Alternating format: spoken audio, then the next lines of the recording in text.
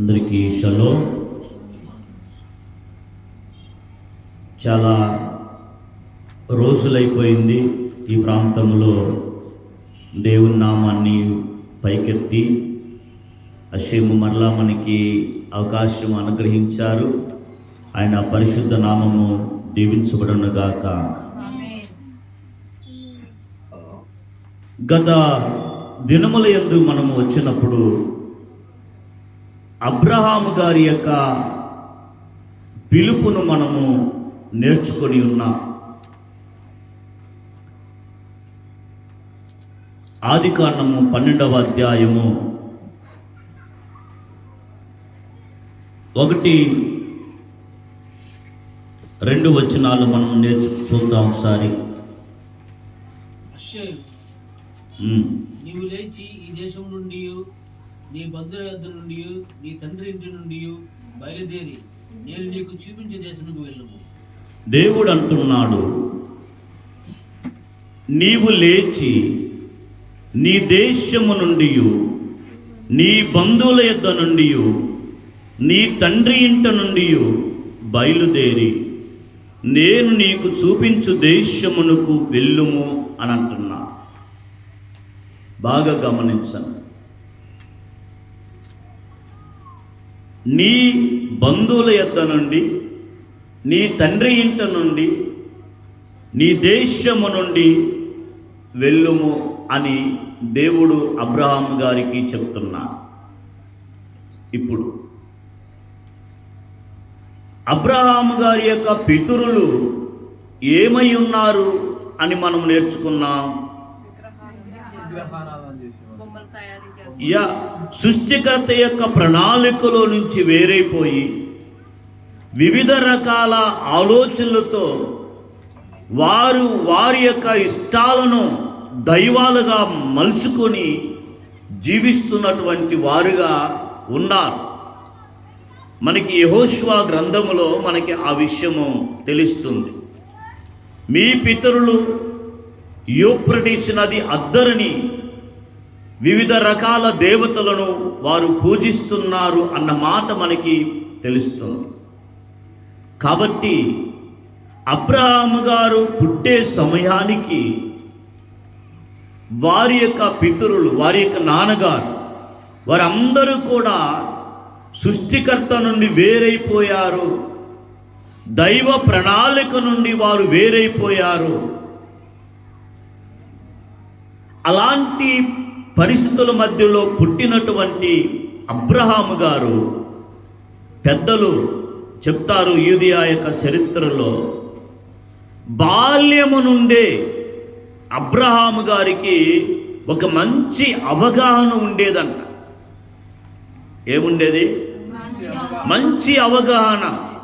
3 సంవత్సరాల వయసు నుండి అతను ఒక గొప్ప అన్వేషకుడుగా జీవించేవాడు. అతని యొక్క ఆలోచనలు, అబ్రహాం గారి యొక్క ఆలోచనలు, అబ్రహాము యొక్క ప్రశ్నలు, ఇవన్నీ కూడా ఎదుటి మనిషిని ఆలోచింపజేసే విధంగా ఉండేదట, డిఫరెంట్గా.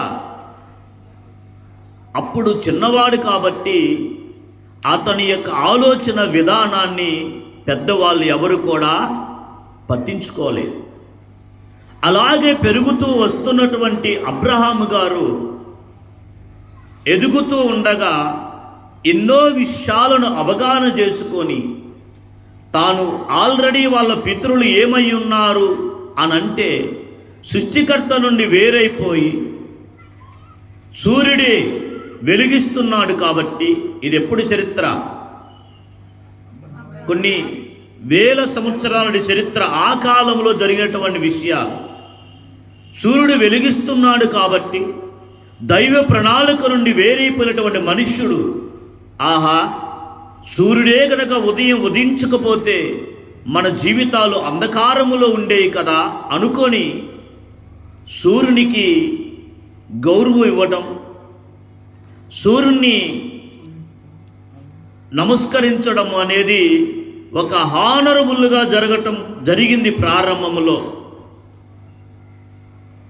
సూర్యుడే కనుక ఉదయించకపోతే మన జీవితాలు చీకటిలోనే ఉంటాయి కదా కాబట్టి సూర్యుడా నీకు నమస్కారం అని సూర్యునికి, వర్షమే మనకి పడకపోతే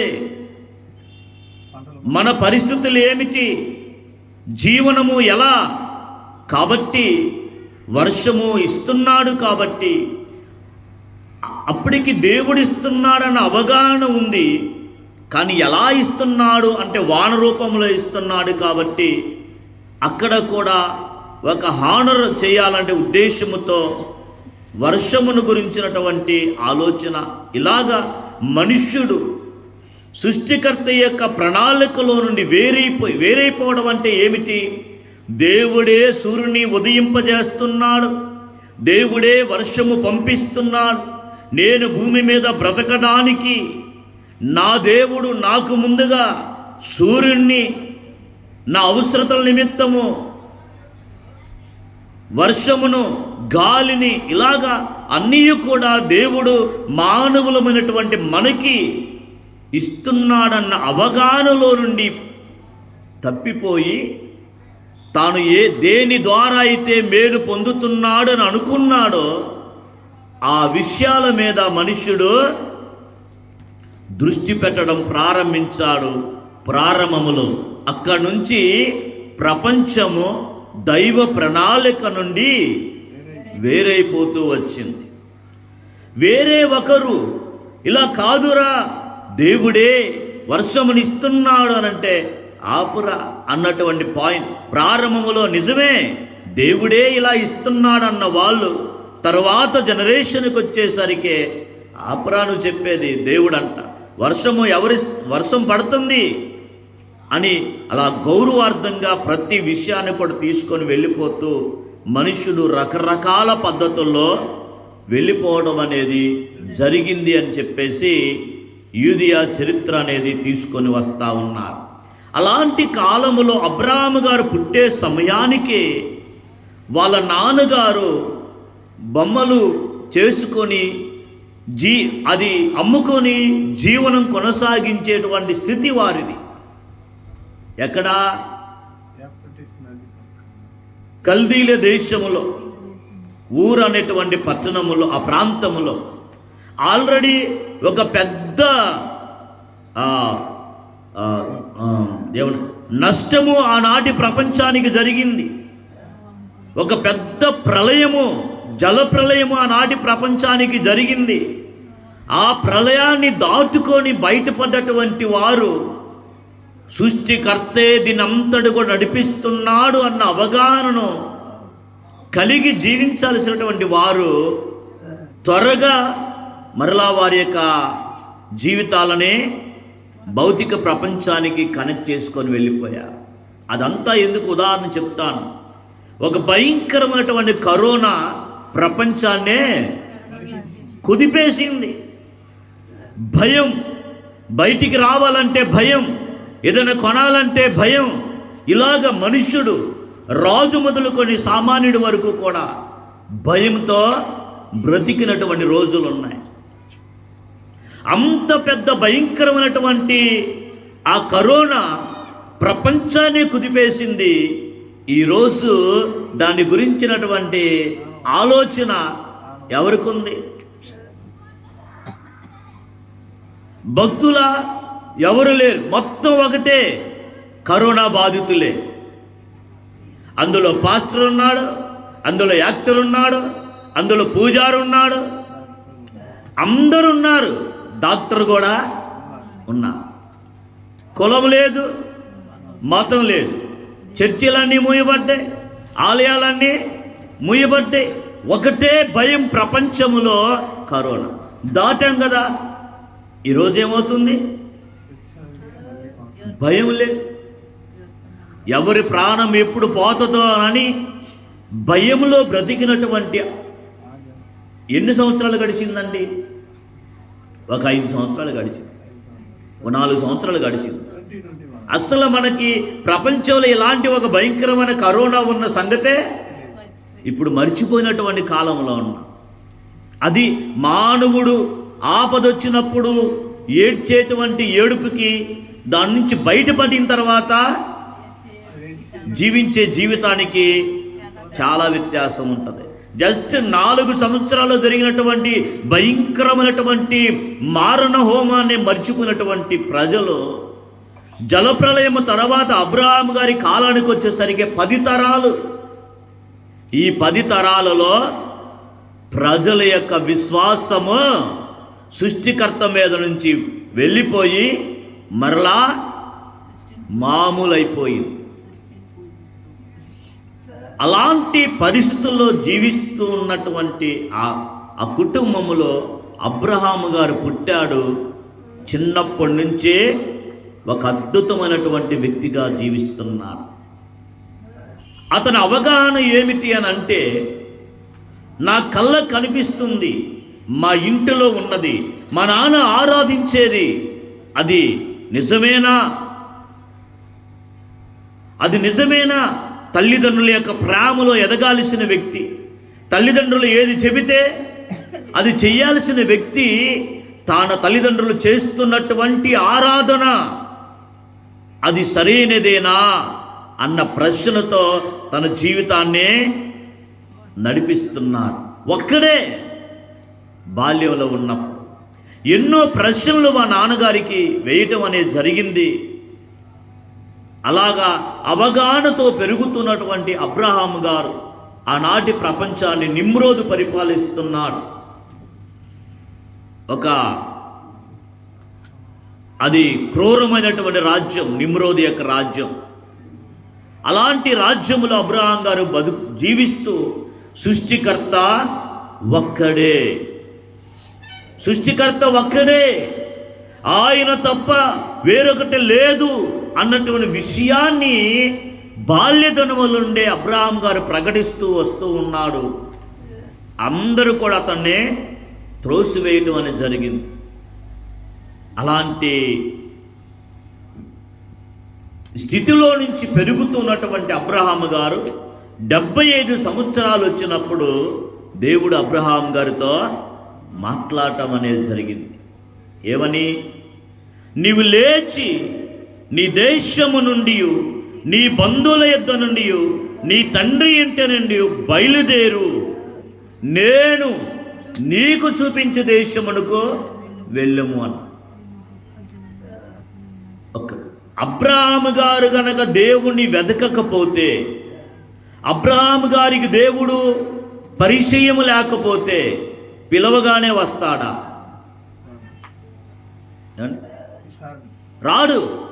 దేవుడు అబ్రహాము గారిని పిలుస్తున్నాడు అనంటే, పిలుపునందుకొని అబ్రహాం గారు ప్రయాణం చేస్తున్నాడు అనంటే, అప్పటికే అబ్రహాము గారికి దేవుడు అంటే ఏమిటో బాగా క్షుణ్ణంగా అవగాహన కలిగి ఉంది. వాళ్ళ నాన్నగారు ఆరాధించేటువంటి ఆరాధనల కంటే మరుగై ఉన్నటువంటి దేవుడు, సృష్టి చేసిన దేవునితో అబ్రహాము గారికి ఒక గొప్ప పరిచయం అనేది ఉంది. అందుకనే దేవుడు అబ్రహాము గారిని పిలిచినప్పుడు అతడు ప్రయాణము చేస్తూ వస్తున్నాడు. బాగా గమనించండి. ఒక్కడే ఆనాటి చీకటి ప్రపంచములో దేవుని యొక్క ఉనికిని చాటి చెప్పినటువంటి వారు. దీనిని దేవుడు తర్వాత కాలంలో ఏమైనా మర్చిపోయాడా అని అంటే, ప్రవక్త ద్వారా ఈ విషయాలు తీసుకొని వస్తున్నాడు. చూడండి, యెషయా గ్రంథము 51వ అధ్యాయము 2వ వచనాన్ని మనం చదువుదాం. యెషయా గ్రంథము 51వ అధ్యాయము 2వ వచనం. మీ తండ్రి అయిన అబ్రహాము 1వ వచనం చదువయ్యా. నీతిని అనుసరించుచు అషేమును వెదుకుచుండు వారలారా, నా మాట వినండి. ఎవరికి మాట? ఈ మాట ఎవరికి? నీతిని అనుసరించుచు అషేమును వెదుకుచుండు వారలారా, నా మాట. ఏమంటున్నాడు? 2వ వచనం. మీ తండ్రి అయిన అబ్రాము సంగతి ఆలోచించండి, మిమ్మును కనిన షారాను ఆలోచించండి. అతడు ఒంటరి అయి ఉండగా నేను అతన్ని పిలిచి నేను అతన్ని అతన్ని ఆశీర్వదించి పిలిచి తిని. ఎలాగున్నాడట అబ్రహాం గారు? అతడు ఒంటరి అయి ఉండగా నేను అతన్ని పిలిచాను అని అంటున్నాడు. మన 12వ అధ్యాయంలో చదువుకున్నాం, నీ బంధువుల యొద్ద నుండి, నీ తండ్రి ఇంట నుండి, నీ దేశం నుండి బయలుదేరు అని అన్నాడు అక్కడ. మరి ఇక్కడేంటి? అతడు ఒంటరి అయి ఉండగా నేను అతన్ని పిలిచాను అని అంటాడేమిటి? బంధువులు లేరా? స్నేహితులు లేరా? తనతో పాటు పుట్టి పెరిగినటువంటి వారు లేరా? ఆడుకున్నటువంటి వారు లేరా? ఉన్నారు కదా. ఉండబట్టే కదా నీ బంధువులు విడిచిపెట్టిరా, నీ తండ్రి ఇంటిని విడిచిపెట్టిరా అని చెప్పడం జరిగింది. మరి ప్రవక్త ద్వారా దేవుడు ఇలా మాట్లాడుతున్నాడు ఏమిటి? అతడు ఒంటరి అయి ఉన్నాడు, నేను అతన్ని పిలిచానంటున్నాడేమిటి అని అంటే, దానికి పెద్దలు ఎలా వివరణిస్తున్నారు అనంటే, అతడు ఒంటరి అయి ఉన్నది దేని విషయములో అనంటే, సృష్టికర్తను ఆరాధించే విషయములో, విశ్వాసము విషయములో, ఆధ్యాత్మికమైన విషయములో అతడు ఒక్కడే. దేవుడు నిర్ణయించినటువంటి ఆ మార్గములో నడిచేదానికి అతడు ఒక్కడే. ఏ ఆజ్ఞలైతే నోవా గారి యొక్క కాలములో మర్చిపోయి వారి వారి త్రోవలను చెరిపివేసుకున్నారో, ఆ త్రోవలలో నడిచేదానికి ఆనాటి ప్రపంచంలో అబ్రహాం గారు ఒక్కడే.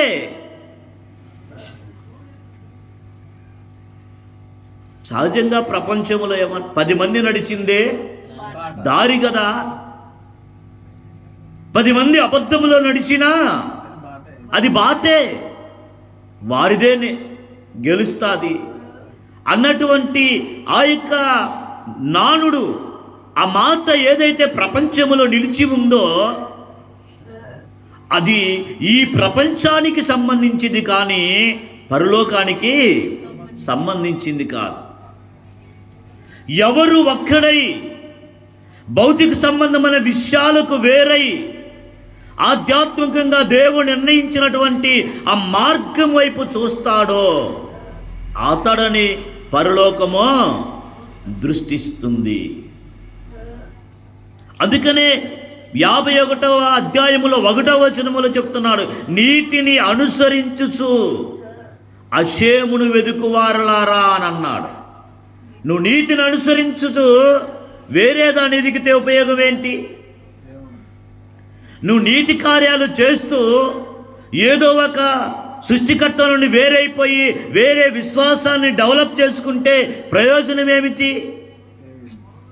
నిన్ను సృష్టించిన వాడిని మర్చిపోయి నేను బాగానే ఉన్నానో, నేను నీతిగా ఉన్నానో, నేను ఎదుటివారికి మంచి చేస్తాను అనుకుంటే ప్రయోజనం ఏమిటి? అదవుతుందా?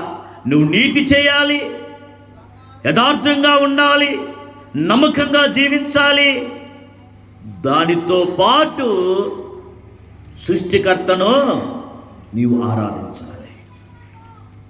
వారికి ఈ మాట, ఈరోజు నీతిని అనుసరించే వారు ఎంతమంది వేలలో లెక్క పెట్టచ్చు, వేలల్లో కాదు ఫింగర్స్ మీద లెక్క పెట్టచ్చు. అలాంటిది అబ్రహాము గారి గురించి ఎందుకు వారు చెప్తున్నాడంటే, అయ్యో నీతిని అనుసరించేవారు కొద్దిమందిగా ఉన్నా, ఒంటరిగా ఉన్నా,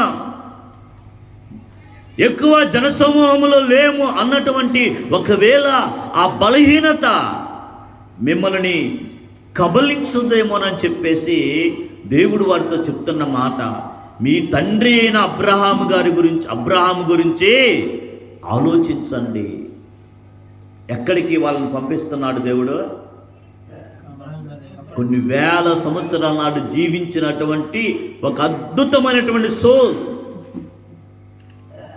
ఆనాటి ప్రపంచానికి ఎదురుగా నిలబడి సృష్టికర్త ఒక్కడే అని చెప్పినటువంటి ఆ విశ్వాసానికి ఇక్కడ వారి యొక్క సంతానాన్ని తిరిగి కనెక్ట్ చేయాలని ప్రవక్త మాట్లాడుతున్నారు.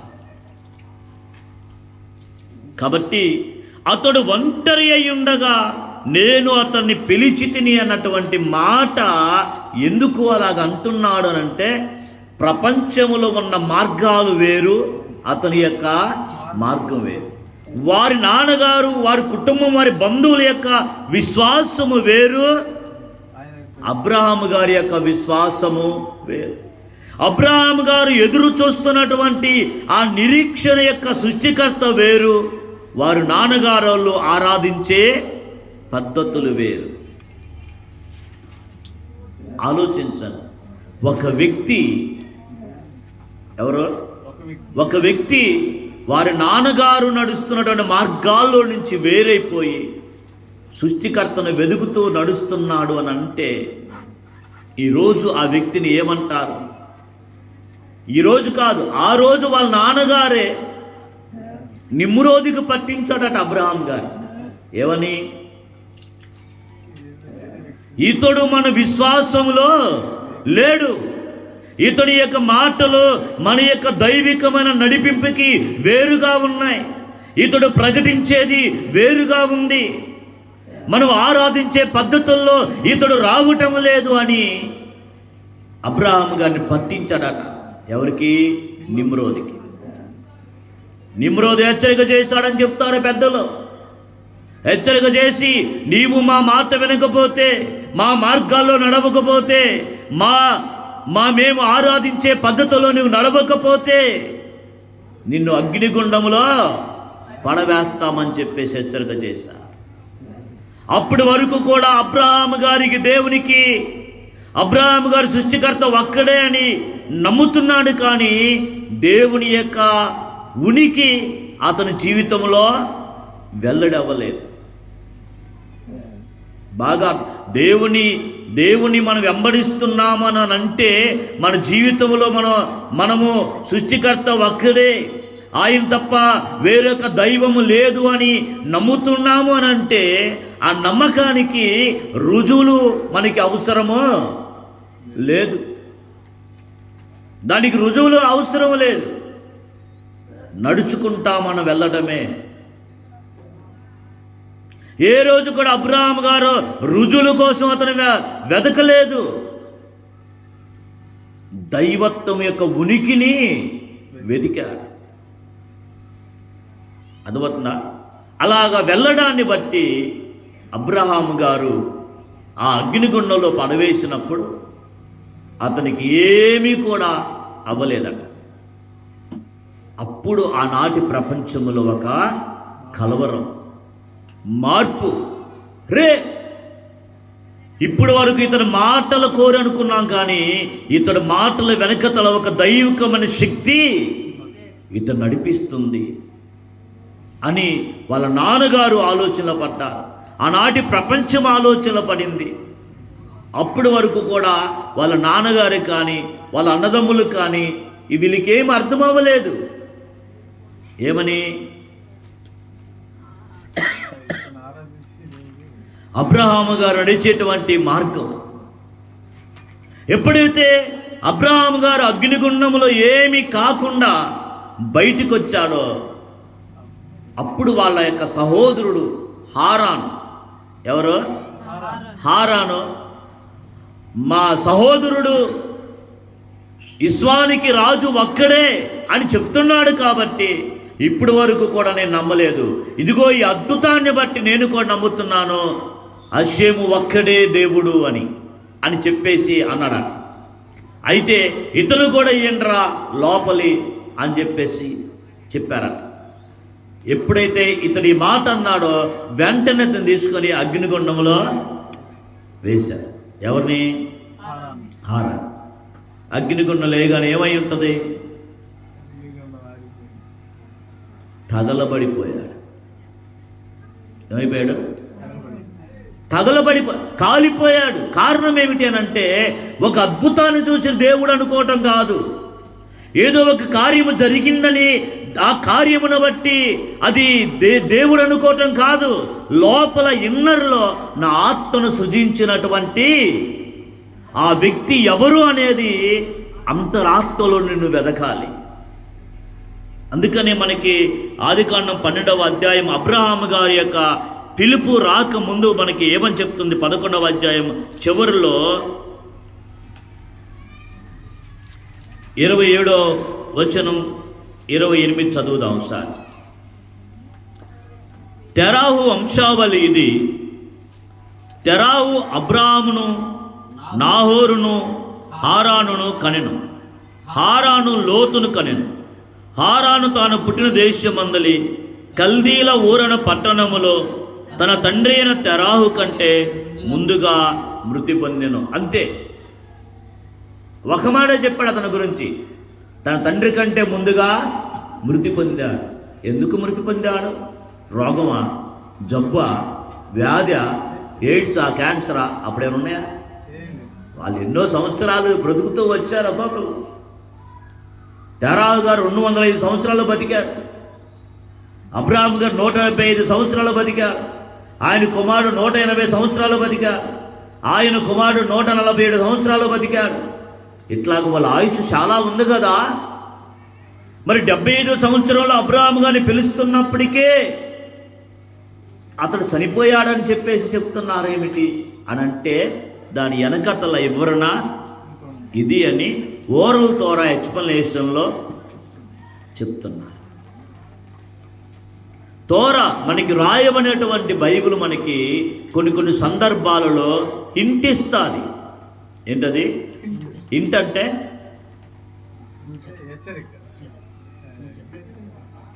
హింట్ అంటే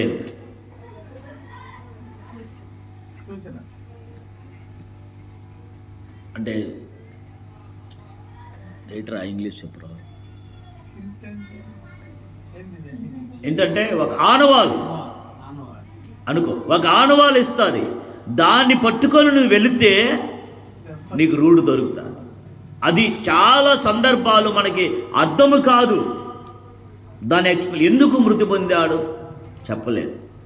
దాని వివరణ ఇది అని చెప్పేసి చెప్తారు పెద్దలు. కాబట్టి దైవికమైనటువంటి విశ్వాసం అనేది అది అంతరాత్మలో బిల్డప్ అవుతూ రావాలి. దైవికమైన ప్రణాళిక అనేది అంతరాత్మలో బిల్డప్ అవుతూ రావాలి. అర్థమవుతుందా? కాబట్టి మనము ఇక్కడ దేవుడు యెషయా ప్రవక్త ద్వారా ఏం చెప్తున్నాడనంటే అతడు ఒంటరి అయి ఉండగా అతని విశ్వాసాన్ని గురించి చెప్పడానికి, అతని నీతిని గురించి చెప్పడానికి, అతడు జీవించిన జీవితం గురించి చెప్పడానికి అబ్రహాము ఒంటరి అయి ఉన్నాడు. వాళ్ళ నాన్నగారి ఆలోచనలతో కలవలేదు. వారి బంధువుల యొక్క ఆలోచనలో కలవలేదు. లేరా అంటే చాలా మంది ఉన్నారు అక్కడ. కానీ విశ్వాసము విషయములో అతడు ఆనాటి ప్రపంచానికి సపరేట్. ఎలా చెప్తారయ్యా మీరు అని అంటే, నోవా గారి గురించి మనం ఆలోచిస్తే నోవా గారి గురించి ఏం చెప్తుంది బైబిలు? నోవా గారు ఆ తరము వారిలో నీతిమంతుడు, నిందారహితుడు, యథార్థవంతుడు అని ఆయన గురించి సాక్ష్యం చెప్తున్నాడు దేవుడు. ఏ తరములో? ఆయన జీవించిన తరములో. అలాగనే అబ్రహాము గారి యొక్క జీవించిన తరములో కూడా ఆదాము మొదలుకొని నోవా గారి 10 తరాలు, ఆ 10 తరాలలో ఒక్కడు. అక్కడి నుంచి అబ్రహాము గారి వరకు కూడా 10 తరాలు, ఆ 10 తరాలలో ఒక్కడు. దేవుని యొక్క సృష్టిని ఒక ఉన్నతమైన దశకు తీసుకొని వచ్చేటువంటి వారి పనిలో ఆనాడు నోవా గారు ఉన్నాడు, అబ్రహాం గారు. అబ్రహాం గారు కనుక ఆ కాలములో సృష్టికర్తను కనుగొనకపోతే ఈనాటి ప్రపంచానికి సృష్టికర్త కనుమరుగైపోయేవాడు. ఇంతగా ప్రకటించబడుతూ ఉన్నా కానీ ప్రపంచములో చాలా రకాల విశ్వాసాలు బయలుదేరి ఉన్నాయి. అదే ఈరోజు అబ్రహాము గారి యొక్క చరిత్రే లేకపోతే ఆ ఉనికిని మనము కనుగొనే వాళ్ళు కోల్పోయేటువంటిది ప్రపంచం. దైవికమైన జ్ఞానాన్ని కోల్పోయేది ప్రపంచం. అందుకనే దైవిక మార్గాలలోనికి వచ్చినప్పుడు నేనొక్కనే, నేనే ఉన్నాను, ఇంకెవరు లేరు అనేది ఏమీ డౌట్ పడాల్సిన పని లేదు. ఎందుకంటే ఆయన దృష్టి నీతిమంతుల మీద. ఏ నీతిమంతుల మీద ఉంది? ఆ వ్యక్తి నీతియుక్తమైన జీవితం జీవించాలి, దానితో పాటు అషేమును మాత్రమే సేవించాలి. అది దేవుడు ఇక్కడ మాట్లాడుతున్నాడు.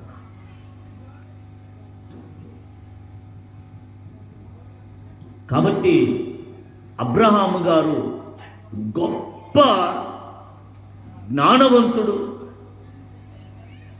దేవుడు పిలవగానే సమస్తాన్ని విడిచిపెట్టి ప్రయాణము చేసినటువంటి,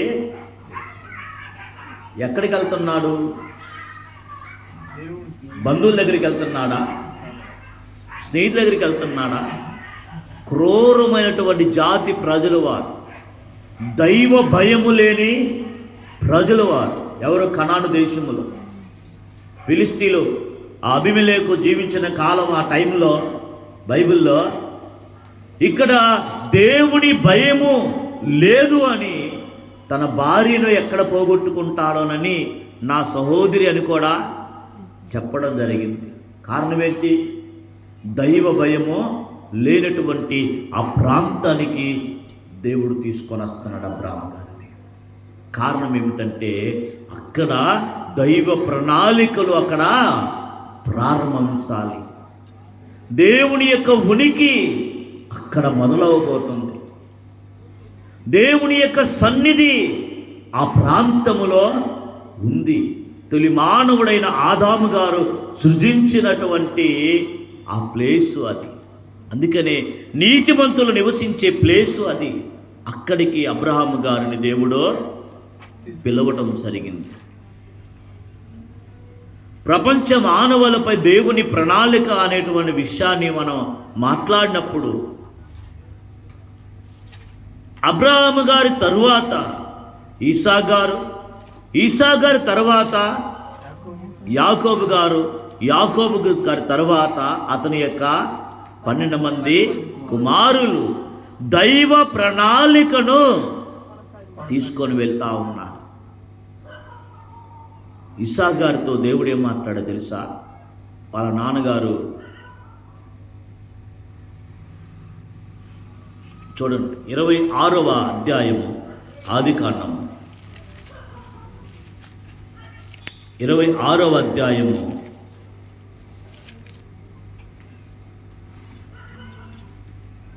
2వ వచనం, 2-3 వచనాలు చదవండి. అక్కడ అషేము అతనికి ప్రత్యక్షమై, నీవు ఐగుప్తులోనికి వెళ్ళక నేను నీతో చెప్పు దేశమందు నివసించుము, పరవాసివై ఉండుము, నేను నీకు తోడయుండి నిన్ను ఆశీర్వదించు. వినండి ఒకసారి ఏం చెప్పాడు.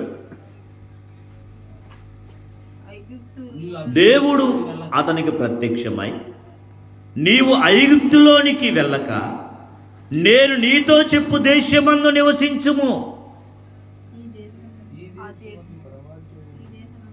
ఈ దేశమందు పరవాసివై ఉండుము, నేను నీకు తోడై ఉండి నిన్ను ఆశీర్వదిస్తాను అని చెప్తున్నా. చెప్పి ఏలయనగా అని మళ్ళా ప్రారంభిస్తున్నాడు దేవుడు.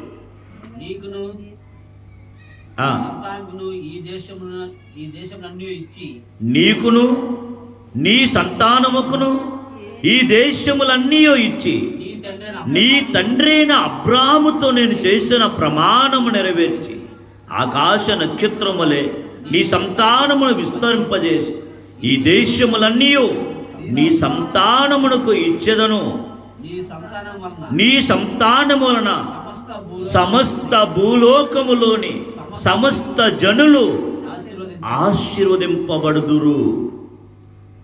ఏలయనగా అబ్రహాము నా మాట విని నేను విధించిన దాన్ని, నా ఆజ్ఞలను, నా కట్టడలను, నా నియమములను గైకొన్నాడు అని చెప్పేసి వాళ్ళ నాన్నగారి గురించి చెప్తున్నాడు. ఎవరికి?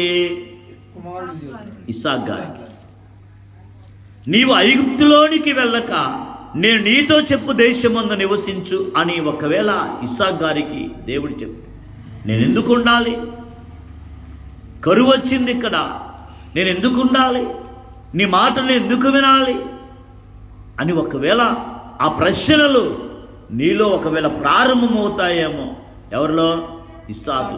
అందుకని అతనిలో ఆ విషయాలు ప్రారంభం అవ్వకుండా ఉండడానికి నీ తండ్రి నన్ను ఎలా ఆరాధించాడో, నీ తండ్రి నా మార్గంలో ఎలా నడిచాడో, నీ తండ్రి నేను విధించిన కట్టడలను, ఆజ్ఞలను, నియమములను ఎలా గైకొన్నాడో అని తన తండ్రి యొక్క విశ్వాసాన్ని, తన తండ్రి యొక్క మార్గాన్ని, తన తండ్రి యొక్క గొప్పతనాన్ని దేవుడు ఇస్సాకు గారికి చెప్పడం జరిగింది. ఇస్సాకు గారికి తెలియదా వాళ్ళ నాన్న ఎలా జీవించాడో?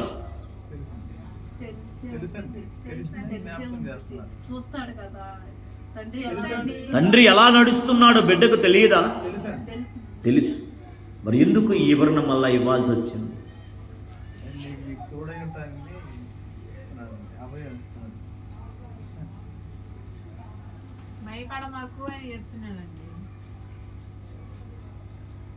అంటే అప్పుడు అతడు ఎక్కడికి వెళ్ళి ఆలోచించాలంటే, నా తండ్రి ఒంటరి అయి ఉన్నాడు, నా తండ్రిని నా దేవుడు పిలిచాడు, పిలిచిన దేవుడు అక్కడికి వెళ్ళి ఆలోచించి ఈ అన్నిల దేశములో నా తండ్రి ఎలా బ్రతికాడు, ఎలా జీవించాడు, ఇదంతటికి కారణం ఎవరు? ఆయనే కదా అని తిరిగి మరలా అతడు గుర్తెరగటానికి తన తండ్రి నడిచిన జీవితం అంతా ఒక్కసారి తన కళ్ళ ముందు పెట్టుకోవడానికి ఈ విషయాన్ని దేవుడు తీసుకొని వస్తున్నాడు. మనం కూడా చాలామంది పిల్లలు చెప్పాడు, అరే మీ నాన్నగారు మాతో ఎలా ఉండేవాడు అనుకుంటున్నావు? మీ నాన్నగారు ఒకవేళ పిల్లలకి అవగాహన ఉండదు. మనం చాలామందితో మాట్లాడుతూ ఉంటే ఆ రిలేషన్ అర్థం కాదు, ఆ ఆప్యాయతలు అర్థం కావు, ఆ ప్రేమానురాగాలు అర్థం కావు. తర్వాత కాలంలో ఈ జనరేషన్ వచ్చినప్పుడు పెద్దవాళ్ళు చెప్తారు, మీ నాన్నగారు మాతో చాలా బాగుండేవారు. ఇట్లా ఇక్కడ ఇస్సాకు గారికి అలా చెప్పడానికి ఎవరున్నారు? అందుకే దేవుడే తన బంధువై, దేవుడే తన తండ్రి అయి, దేవుడే తన ఉపదేశకుడై ఇస్సాకు గారికే చెప్తా ఉన్నారు. ఎవరు చెప్తారండి ఇంత? నేను నీ తండ్రిని పిలిచాను, ఆశీర్వదించాను, నిన్ను ఇచ్చాను అని అతనికి ఎవరు చెప్తారు ఆ విషయాలు? ఒక తండ్రిగా దేవుడు అంత దగ్గరగా మాట్లాడుతున్నారంటే వీరు కూడా దైవ ప్రణాళికలో ఎలా జీవించి ఉండేవారు. మానవుడు ఆనాటి ప్రపంచములో చాలామందికి తెలియదు, కానీ అబ్రహాము గారు దేవుడు పిలిచాడు, ఈరోజు నన్ను కూడా దేవుడు చావుకు పిలిచాడని చెప్పుకుంటారు. కానీ అబ్రహాము గారు పిలిచినప్పుడు అబ్రహాము గారి యొక్క విశ్వాసానికి ఈరోజు మనకున్న విశ్వాసాలకి సంబంధం లేదు. ఏ మాత్రం టెక్స్ట్ లేదు, ఏ మాత్రం బోధకులు లేరు, ఏ మాత్రం టీచర్స్ లేరు. ఆ కాలములోనే, ఆ చీకటి ప్రపంచంలోనే, తన ఇంటిలోనే భయంకరమైనటువంటి అవిశ్వాసులున్న కాలములో అబ్రహాము గారు సృష్టికర్త మీద ఆధారపడ్డారు. ఈరోజు నీ చుట్టూ ఇంతమంది బోధకులు ఉన్నా కానీ దేవుడు అంటే ఏమిటో ఇంకా అవగాహన లేకుండా బ్రతుకుతున్నా డైలీ మనం మందిరాలకి వెళ్తా కూడా జీవిస్తే దైవ ప్రణాళిక కోసం భూమి మీద జీవించాలి. దేనికోసం? చాలామంది అనారోగ్యం వచ్చింది, ఈ చర్చికి వెళ్ళానండి తగ్గలేదు, ఆ చర్చికి వెళ్ళని తగ్గలేదండి, పలానా చోటికి వెళ్ళని తగ్గలేదండి. ఇలాగా ఏంటి ఇతను నమ్మకం? తన రోగం మీద కాన్సన్ట్రేషన్ చేసి చర్చిలు తిరుగుతున్నాడు, లేకపోతే దర్గా, ఇలాగ ఎన్నో అతని మార్గాలు ఎదుగుతున్నాడు కదా. విశ్వాసము, నమ్మకము ఏమిటి? దైవ ప్రణాళిక యొక్క నమ్మకం ఏమిటి? విభిన్న రకాల విశ్వాసాలు ప్రపంచంలోనికి రావటం యొక్క కారణాలు ఏమిటి? యూదత్వములో మనం దేవుని సేవించడం సబ్జెక్ట్ నేర్చుకున్నామా? దానిలో ప్రధానమైనటువంటి విషయం ఏమిటి? దేవుడే సమస్తమును కూడా సృష్టించాడు. సమస్తాన్ని సృష్టించిన దేవుడు దాన్ని పర్యవేక్షిస్తున్నాడు. దేవుని యొక్క ఆధ్వర్యములో సూర్యుడు ఉదయిస్తున్నాడు, ఆకాశములో చంద్ర నక్షత్రాలు ఉన్నాయి, భూమి శూన్యములో ఉంది. ఏదైతే మానవుడు గ్రహాలు ఉన్నాయి, చుక్కలున్నాయి, తోక చుక్కలున్నాయి, వీని ఈ విధంగా చెప్తున్నాడో ఇవన్నీ కూడా విశ్వములో ఉండడానికి కారణము దేవుడే. సమస్తమును సృష్టించిన దేవుడే. ఆ దేవుడే సమస్తమును కూడా పరిపాలిస్తున్నాడు అన్నది దేవుని సేవించడములో ప్రధానమైనటువంటి సూత్రం. ఒక్క దేవుడే సమస్తాన్ని సృష్టించాడు. ఆ ఒక్క దేవుడే సమస్తాన్ని పర్యవేక్షిస్తున్నాడు. ఆ ఒక్క దేవుని వలననే మనందరము కూడా బ్రతుకుతున్నాము అనేది యూదుల యొక్క నమ్మకం. మేలు జరిగితే దేవుడు నాకు చేశాడు అని అంట, కీడు చేస్తే ఇది దేవుని వలన వచ్చింది కాదు, ఇది అపవాది వలన వచ్చింది అనేటువంటిది ఈనాటి ప్రపంచంలో జరుగుతున్నటువంటి బోధ. ద్వితీయోపదేశ కాండము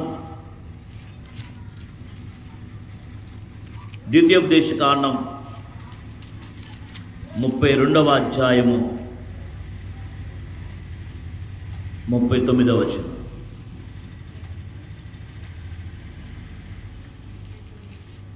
ద్వితీయోపదేశ కాండము 32:39. ఇదిగో ఒక్క నిమిషం, ఏమన్నాడు? ఇదిగో అంటే ఏంటి? కొన్ని సింబల్స్ ఇంటన్నా కదా అన్నప్పుడు మన కాన్సన్ట్రేషన్ చాలా ఉండాలి అక్కడ.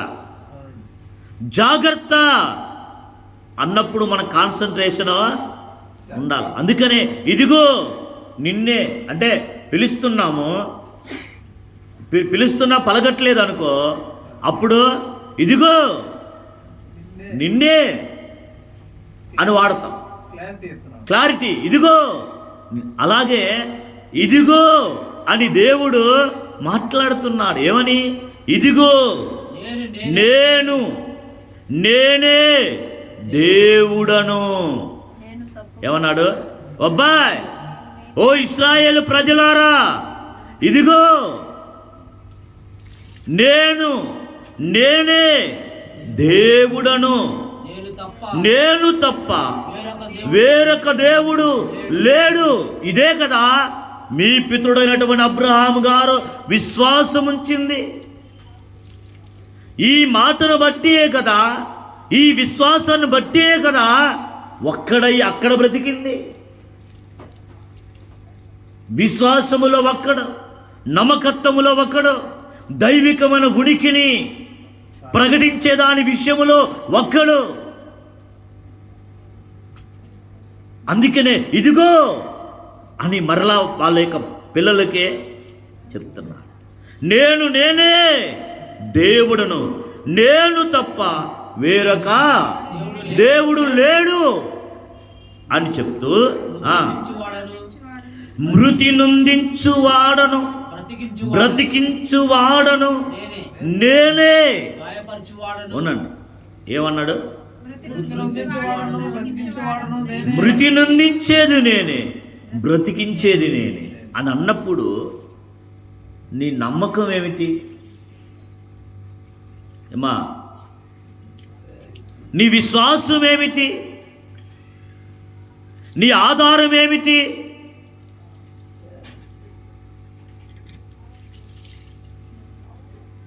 ఇంకా నడుచుతున్నారు ఎందుకు? ఇటు చూడండి, ఏం చెప్పాను? మృతి నొందించేది నేనే, బ్రతికించేది నేనే అని దేవుడు చెప్తున్నప్పుడు నీవు ఎవరి మీద ఆధారపడాలి? నీవు ఎవరిని సేవించాలి? నీవు ఎవరికి భయపడాలి? నీ ప్రాణాన్ని కాపాడుకోవడానికి నీవు ఎవరికి మ్రొక్కాలి? నీవు ఎవరిని వెంబడించాలి? అది కదా ఇప్పుడు మన యొక్క మైండ్లో ఉండాల్సింది.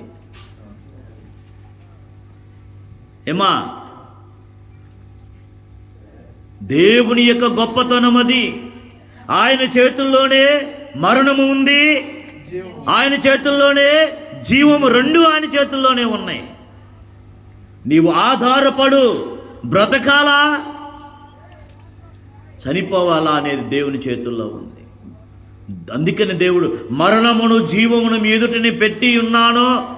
మన ఎదుట దేవుడు ఆ రెండు విషయాలు పెట్టి జీవాన్ని కోరుకో అని దేవుడు చెప్పాడు. ఏం కోరుకోమన్నాడు? జీవాన్ని కోరుకోమని దేవుడే చలవిచ్చాడు. అందుకని దేవుడే ఈ రెండు విషయాల మీద అధికారి. ఆయన తప్ప ఇక ఎవ్వరికీ కూడా మరణం మీద అధికారం లేదు. ఏ నెగిటివ్ ఫోర్స్కి మన మీద అధికారం లేదు. నీ ప్రవర్తనలో మార్పు ఉంటే నిన్ను గద్దించడానికి, నిన్ను సరిచేయడానికి, నిన్ను సరిదిద్దడానికి, నిన్ను సరైన క్రమంలో పెట్టడానికి, నీ దృష్టిని భౌతికమైన విషయాల మీద నుండి ఆధ్యాత్మికమైన విషయాల మీద తిప్పడానికి ఒకవేళ కొన్ని పరిస్థితులు నీ జీవితంలోనికి ఎంటర్ అవ్వచ్చుగాక. అది ఒకవేళ నిన్ను బాధ కలిగించే విధంగా, అది ఒకవేళ నీ ఇబ్బంది పెట్టే విధంగా, ఎందుకే నా జీవితంలో ఎందుకు జరుగుతుందన్నటువంటి భయాందోళన పరిస్థితుల్లో ఒకవేళ మనం ఉండొచ్చుగాక. దానికి మూలమైనటువంటి వాని మీద మనం ఆధారపడితే దాని యొక్క సూచన, దాని యొక్క వివరణ మనకు దొరుకుతుంది. తరువాత నేనే గాయపరచువాడను స్వస్థపరచువాడను నేనే. ఏమన్నాడు? అదేంటి? దేవుడు గాయపరుస్తాడా? దేవుడు గాయం చేస్తాడా? ఉదాహరణకి బైక్ మీద వెళ్తాం, పడ్డాం, సాతాను పడేసింది. ఎవరు పడేశారు? సాతాన్ని ఏమన్నాను? నువ్వు మొక్కుతున్నావా? నిత్యం ఆరాధిస్తున్న నీ దేవుడు సాతాను పడేస్తుంటే మరి ఏం చేస్తున్నాడు? ఒక ప్రశ్న మనం వేసుకుంటే, సాతాను మనం ఏం పిలవట్లేదుగా, పైగా మనం గద్దిస్తున్నాంగా, ఒక కుక్కలాగా దాన్ని తరిమేస్తున్నాం కదా. నిత్యము దేవుని యొక్క కాపుదల భద్రత కొరకే కదా మనం దేవుని ఏడుకుంటున్నాం. అప్పుడు దేవుడు సైలెంట్గా ఉన్నదాన్ని అది పడేస్తుంటే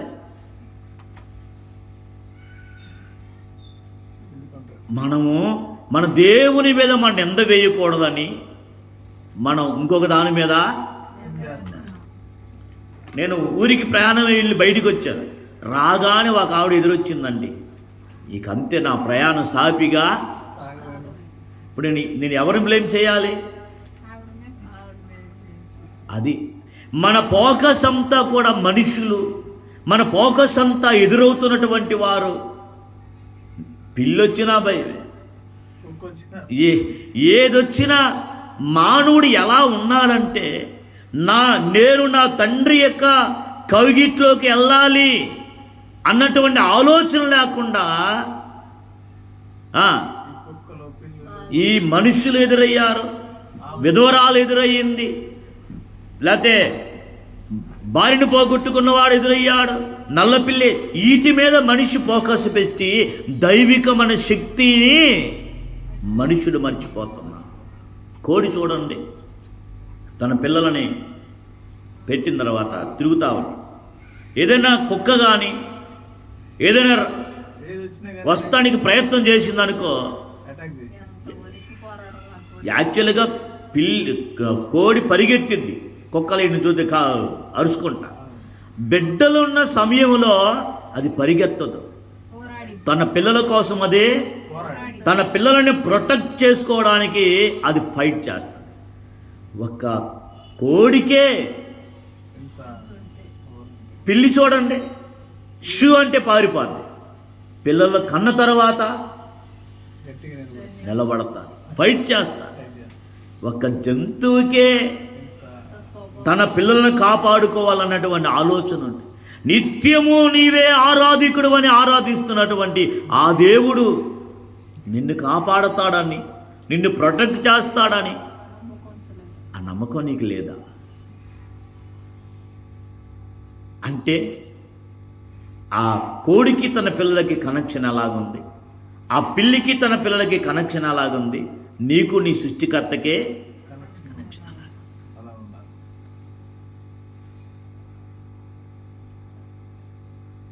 ఏదైనా నీకు తగిలితే అది వేరే ద్వారా నాకు జరిగింది అని నీ విశ్వాసము అక్కడ పెట్టుకున్నావు కాబట్టి నీకు దేవుడు అంటే ఏమిటో అర్థం అవ్వాల.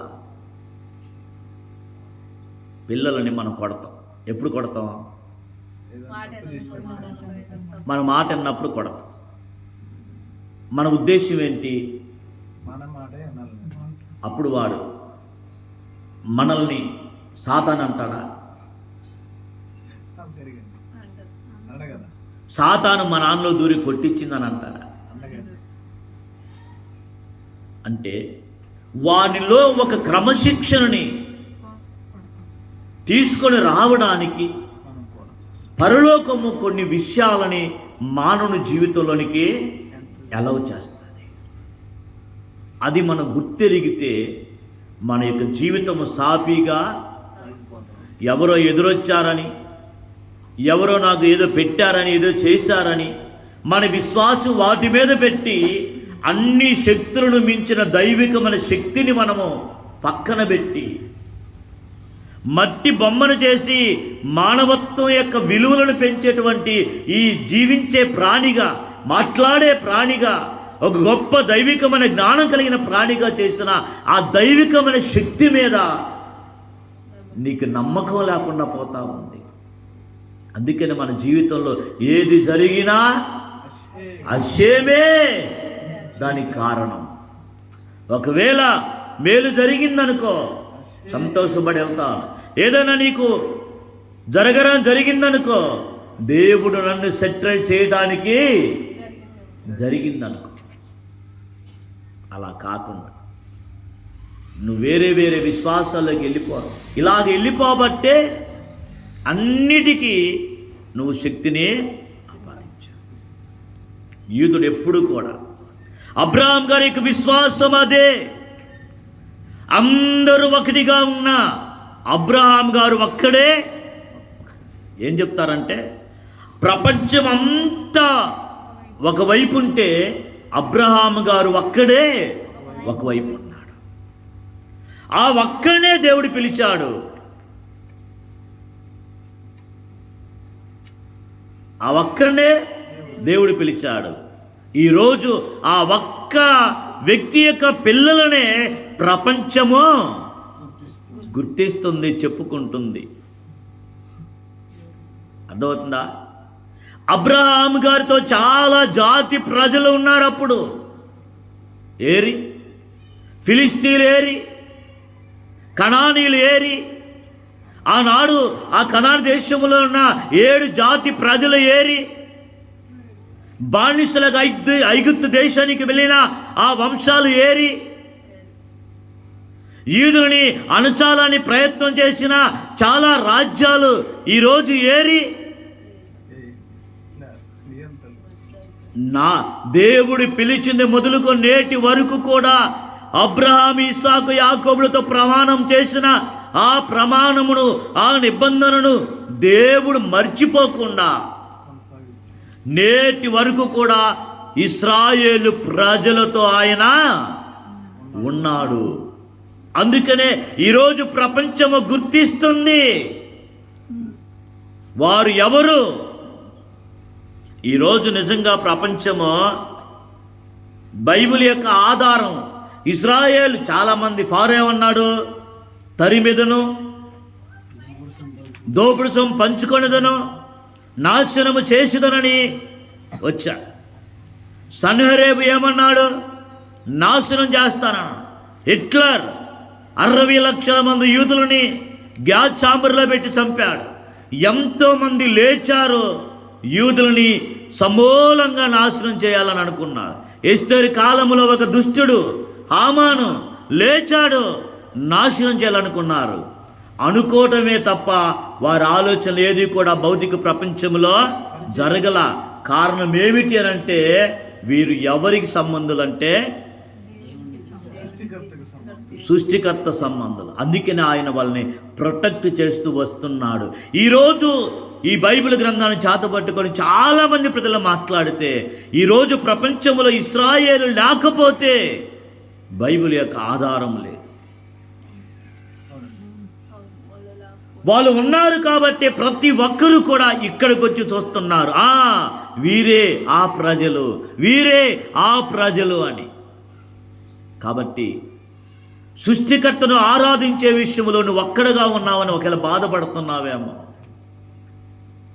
ప్రపంచము నడిచే విధానములో నుండి వేరైపోయి ఒక్కడే ఉన్నాడన్నటువంటి ఆ విషయాన్ని చెప్పడానికి నువ్వేమైనా భయపడుతున్నావేమో. ఆ రోజు అబ్రహాం గారు కూడా అదే చేశాడు. అబ్రహాం గారు ఆ తర్వాత కాలంలో బయటికి వస్తున్నప్పుడు అబ్రహాం గారితో పాటు చాలామంది ప్రయాణమై వచ్చారు. అదవుతుందా? నిబంధనలో ఉన్నటువంటి వాడు అబ్రహాం గారు తన పిల్లలు. అందుకనే ఒంటరి ఉన్నప్పుడు పిలిచాను. ఎలా పిలిచాను అంటే 12వ అధ్యాయం ఏం చెప్తున్నాడు? 2వ వచనం, నిన్ను గొప్ప జనముగా చేసి, ఏం చేస్తున్నాడు? గొప్ప జనముగా చేసి నిన్ను ఆశీర్వదించి నీ నామమును అండి, ఎవరి నామాన్ని?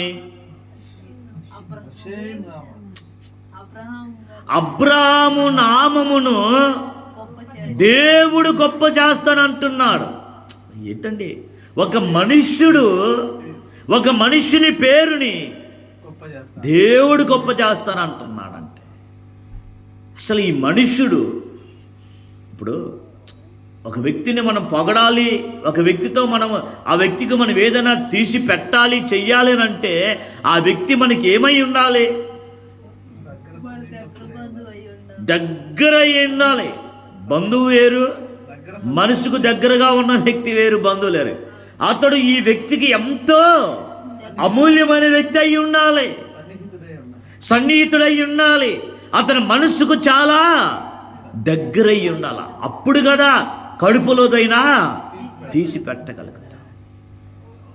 ఒక మనుష్యుణ్ణి దేవుడు గొప్ప చేస్తానంటున్నాడంటే ఈ మనుషుడు ఆనాటి ప్రపంచంలో దేవుణ్ణి ఎలా ఇన్ఫ్లుయెన్స్ చేసి ఉంటాడు, దేవుడి మనుషుని ఎలా అతడు దోచుకొని ఉంటాడు, దేవుడు అతన్ని ప్రేమించేలాగా అబ్రహాం గారు జీవించి ఉంటాడు. ఎలా అబ్రహాం గారు దేవుని కొరకు ఈ భౌతిక ప్రపంచములో, ఈ లోయెస్ట్ ప్రపంచములో జీవించకపోతే దేవుడే దిగివచ్చి నీ పేరుని గొప్ప చేస్తానయ్యా అని అంటున్నాడనంటే అసలు ఆ వ్యక్తి ఎంత ధన్యుడండి. హషేము దేవుడు గాగల జనులు ధన్యుడు. అబ్రాహాము ఎంత ధన్యుడండి, అర్థమవుతుందా? అందుకనే అతడు ఒక్కడై ఉన్నప్పుడు పిలిచాను, ఒంటరిగా ఉన్నప్పుడు పిలిచాను. అతడు ఒంటరి ఉన్నాడు కానీ పరలోకాన్ని కదిలించినటువంటి వ్యక్తి. అతడు ఒంటరిగా ఉన్నాడు ఈ ప్రపంచంలో విశ్వాసంలో, కానీ పరలోకము భూలోకం వైపు చూచేలాగా జీవించిన వ్యక్తి. అతడు ఈ భౌతిక సంబంధమైన విషయాలలో ఒక్కడే. కానీ పరలోకములో ఉన్నటువంటి దేవుడు, దూతలు అందరూ కూడా భూమి మీదకి దిగి వచ్చేలాగా చేసినటువంటి వ్యక్తి అబ్రహాము గారు. అదండి జీవి. ఈ భౌతిక ప్రపంచములో బ్రతకడం అంటే 10 మంది వెళ్తున్నారు, 100 మంది వెళ్తున్నారు, మాది పెద్ద సంఘం అనుకొని సృష్టికర్త నుండి వేరైపోయి అనవసరమైన విశ్వాసాల్లో నిలబడటం కాదు. తన తండ్రి విశ్వాసము నుండి వేరైపోయి దేవుని వెతికినటువంటి వ్యక్తి అబ్రహాము గారు. అందుకనే అబ్రహాము గారు అంటే దేవునికి అంత ప్రేమ.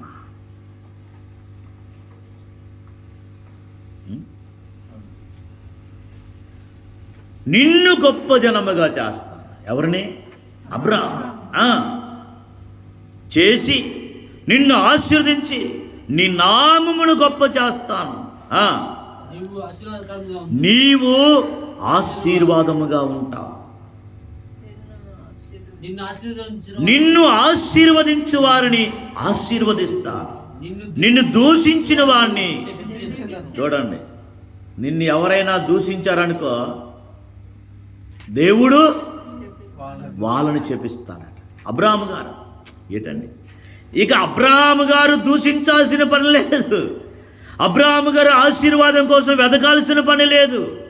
ఎవడైనా ఈ భౌతిక ప్రపంచములో సృష్టికర్తను ఆరాధిస్తున్న ప్రజలని, దేవుడు ఒక్కడే, ఆయనే ఈ విశ్వాన్ని నడిపిస్తున్నాడన్నటువంటి ప్రజలను ఆశీర్వదిస్తాడో వారిని దేవుడు ఆశీర్వదిస్తాడు. వారిని ఎవరైతే దూషిస్తారో దేవుడే వారిని చెప్పించేస్తాడన్నాడు. అందుకనే యెరూషలేమా నిన్ను ప్రేమించువారు వర్ధిల్లుతారన్నాడు. ఎవరిని? యెరూషలేము పట్టణము.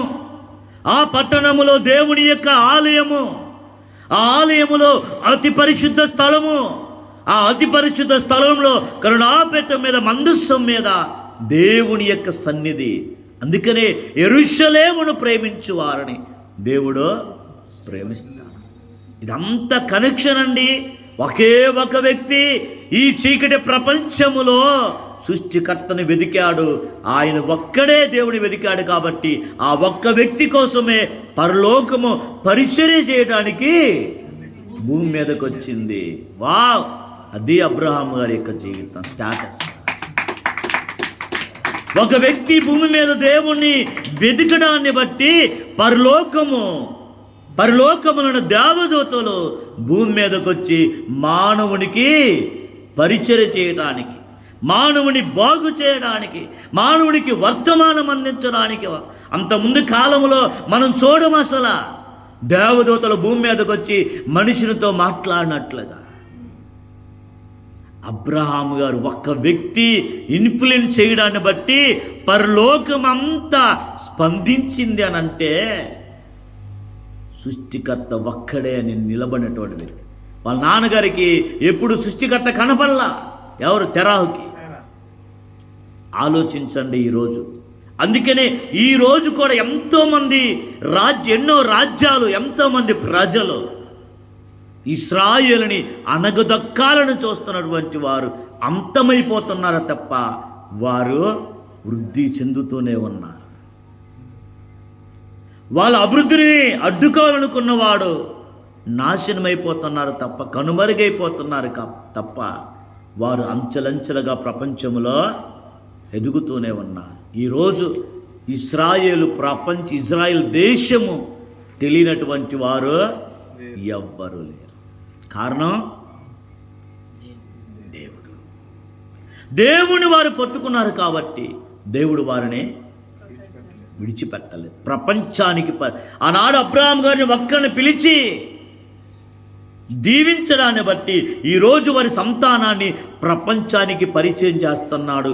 వీళ్ళ పితరుడైనటువంటి అబ్రహాము గారు, ఇస్సాకు గారు, యాకోబు గారు దేవుణ్ణి పట్టుకున్నారు, వారి సంతానమయ్యా ఇల్లు అని. అర్థమవుతుందా? కాబట్టి సృష్టికర్తను ఆరాధిస్తున్నందుకు దిగులు పడాల్సిన భయమో ఆ బాధ ఏమీ లేదు. ఒక కాలం వచ్చినప్పుడు ఈరోజు నువ్వు ఒక్కడవే.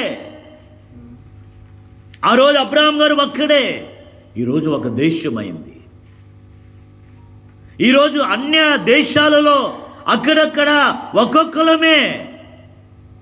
కానీ ఒక రోజు వస్తుంది, ప్రపంచము ఆశ్చర్యపోయేటువంటి రోజు.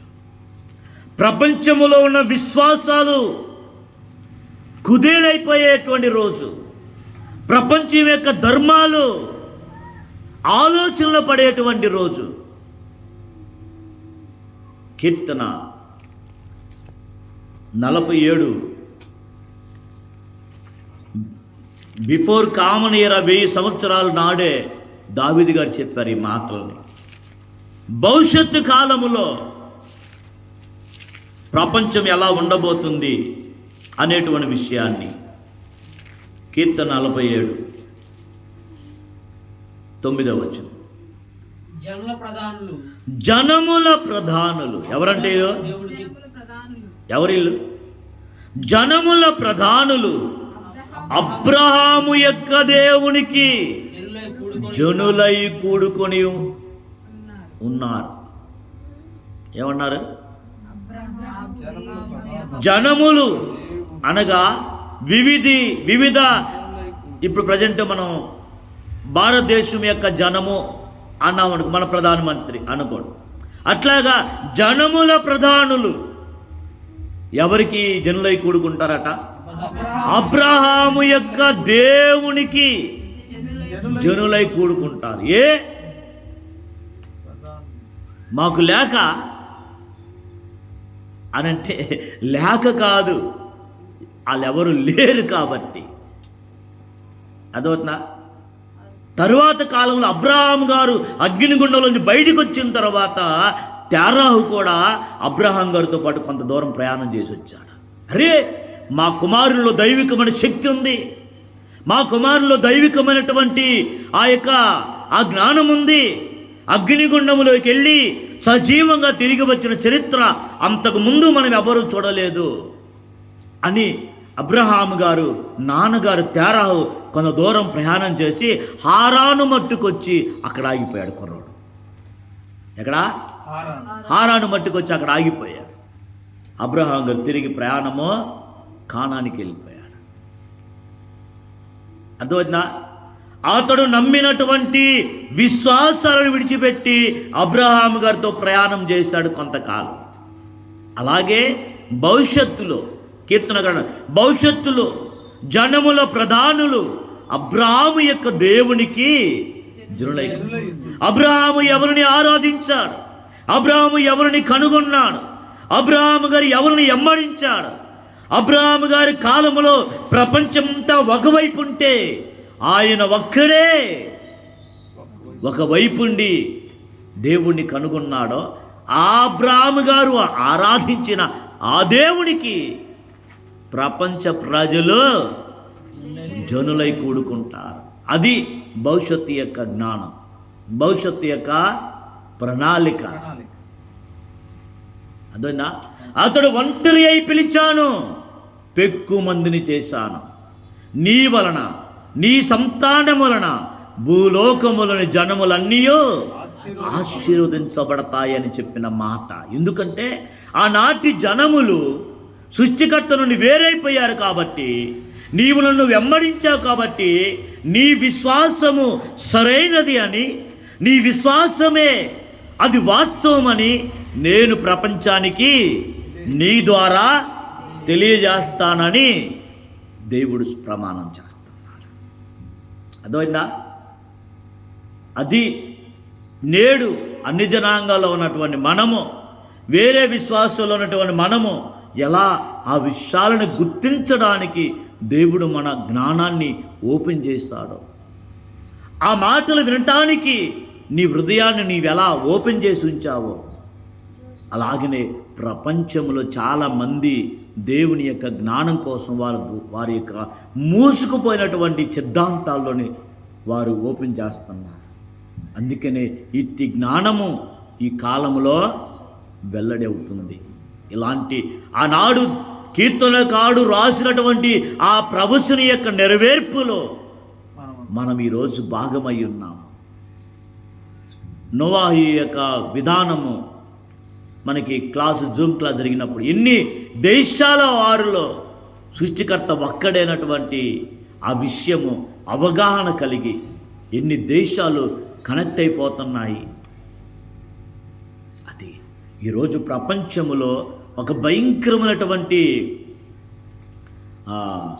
గందరగోళ పరిస్థితులు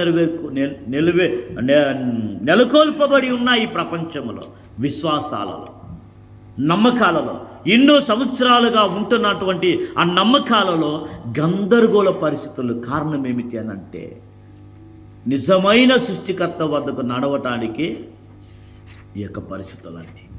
అందరు డిస్కషన్ చేస్తున్నాడు, డిబేట్లు చేస్తున్నాడు. చివరికి ఎక్కడికి వెళ్తున్నారంటే హీబ్రూలో ఏముందో, హీబ్రూ బైబిల్లో ఏముందో అన్న పాయింట్కి ఆలోచనలో చాలామంది ఇది ట్రాన్స్లేషన్ అని అవగాహనకు వస్తున్నారు. కాబట్టి ఇలాంటి చైతన్యం, ఇలాంటి మార్పు, ఒక గొప్ప చేంజెస్ కలిగేటువంటి సమయంలో మనం ఉన్నాము. నిబ్బరము కలిగి ధైర్యముగా ఉన్నారు. సృష్టికర్త ఒక్కడైనటువంటి విషయాన్ని ముందుకు తీసుకొని వెళ్ళండి. మృతి నొందించేది ఆయనే, బ్రతికించేది ఆయనే. అగ్నిగుండములోనికి తీసుకొని వెళ్ళి ఆనాటి ప్రపంచానికి అర్థమయ్యేలాగా చేసింది ఆయనే. సమస్తమును జరిగిస్తున్న దేవుణ్ణి మనము ఆరాధిస్తున్నాము, మనం ప్రకటిస్తున్నాము. కాబట్టి భయపడాల్సినటువంటి పని లేదు. ముందుకు వెళదాం. ఒక కాలం వచ్చినప్పుడు జనముల ప్రధానులు అబ్రహాము యొక్క దేవునికి జనులై కూడుకొని ఉన్నారు. భూ నివాసులు ధరించుకొని కేడములు దేవునివి. ఎవరివి? దేవునివి, నీవి కాదు, నావి. ఆయన మహోన్నతుడాయ.